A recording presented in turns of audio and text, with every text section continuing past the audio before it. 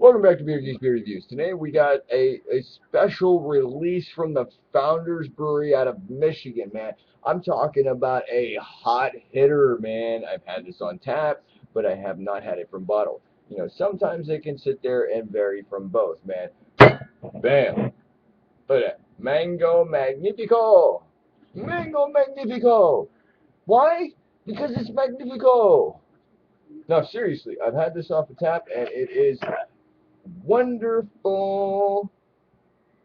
Now, let's go ahead. Bam. Let's see, man. Man, there's a lot of smoke coming out, even though you can't see it. Man, the lighting's gone down. You can see that it's dark. This is my, probably fifth beer for the evening. And I got my man Justin behind me. Bam! There he is! There he is! But let's go ahead and get this into the glass. I have not had a glass this big. Man. I know. It's scary. Already sweat the bullets. I know, me too.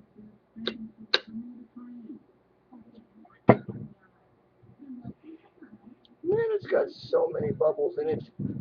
Oh, God. Anywho, glass, thank you, sir.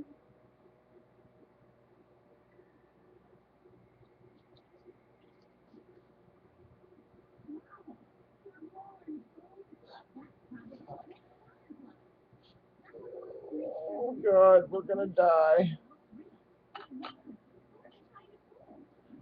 We may be able to get some ass lava in the morning. That's true.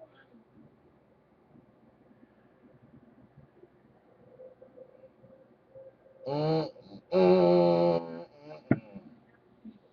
Are you getting the bubbles from the bottom? Oh, yeah. Bubbles from the bottom, man. I'm gonna sip this beer right here. And just, I wish that the light wasn't so bright on one side or the other, so it could show a decent version of the label. But you know how it is. Mango Magnifico from Founders, the Backstage series. Here it is, folks. I don't know if you can. There it is. You can see the bubbles. Look at the bubbles. This is still slightly chilled for as long as it's been out of the refrigerator, so I don't know, man. That's kind of cool. I really do like that. You getting thousands of little bubbles coming streaming up from the bottom of the etched glass because this is, of course, the Samuel Adams Boston Lager glass, and it does create that constant, swirl of carbonation or bubbles coming up from the bottom.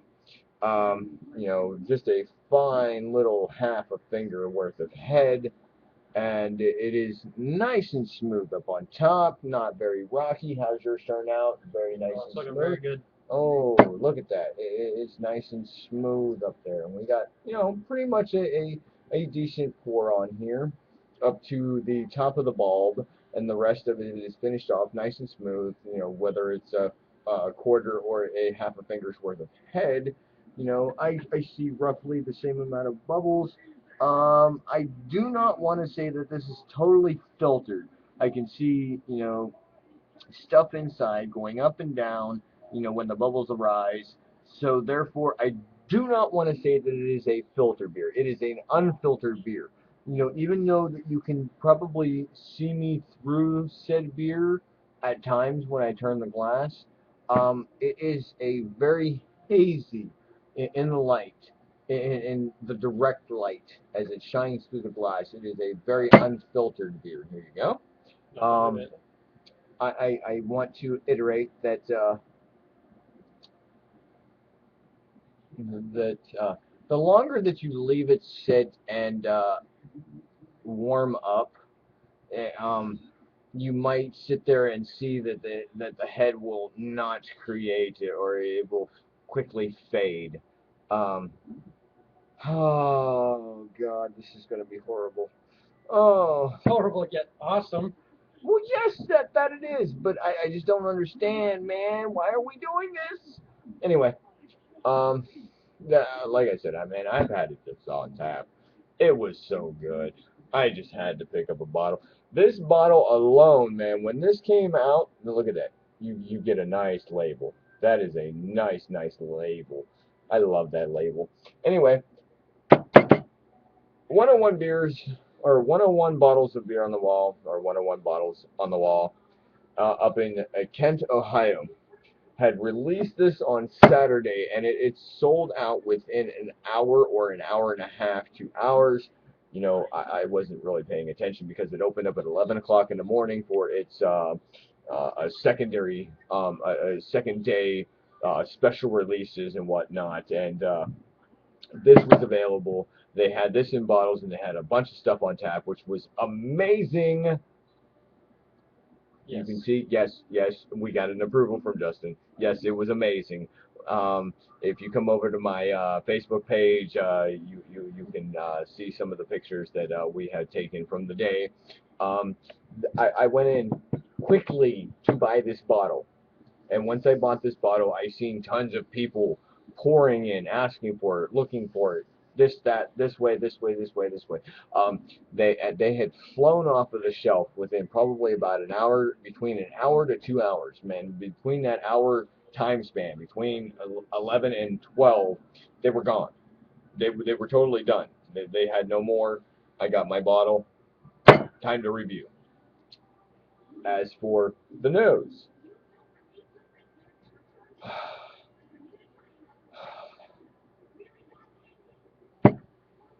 cinnamon. I definitely get cinnamon on the nose. I'm not getting the cinnamon. I'm getting the. Well, think of it this way. I will put it this way. You I'm had getting a a peppered cinnamon. you had a beer last night. Mm-hmm.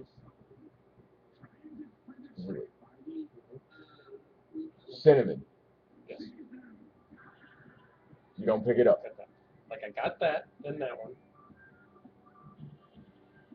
But I'm really not getting it. I definitely pick up cinnamon because it almost smells like a Christmas beer.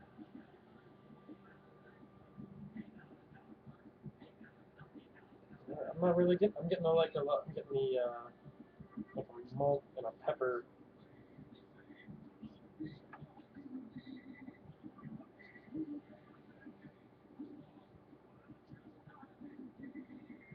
I definitely do get a spicy note, but I'm definitely picking up the cinnamon. All right. I definitely pick up a sweet malt body. Yeah, I do get that. That's what one of the big malts I'm getting is the sweetness and the malt. Now, it's sweet going into it. Then I get the what I'm getting personally is the cinnamon. I do smell a cinnamon note to it. Um, I don't honestly believe that there's any room for hops here. Now, I wouldn't suggest our that. hop head here may say different. If there is, it's very subtle. Very, very, very subtle. Ah, I'm just getting like a caramel note and a cinnamon spice. That's really what's coming off the nose to me. But enough of what we think. Time for a taste, man. Oh yeah. All right, man. Prost. First. Cheers.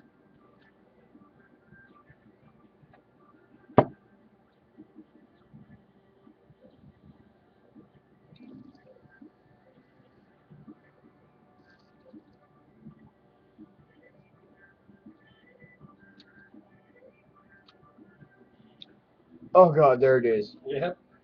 There's a Especially if you sweet, breathe in, spicy, man. heavy. Oh God. First off, what I'm getting straight off the bat is a sweetness. Now I'm going to chalk that up to the mango. I do taste the mango right off the bat. It's got that fruitiness. It's got that little bit of citron note. It's got a little bit of I don't know if it's mixed in with a little bit of caramel malt, a little bit of wheat, because of the body. I'm gonna say wheat. Because I do get a little bit of a caramel note, but yet I get that big. I also want to say that it's brewed with a wheat because of the body to it. The body is nice, light, but it's. I don't want to say it's a medium to full, but I want to say it is a strong medium mouthfeel. Um, wow, I am in love with this beer so much.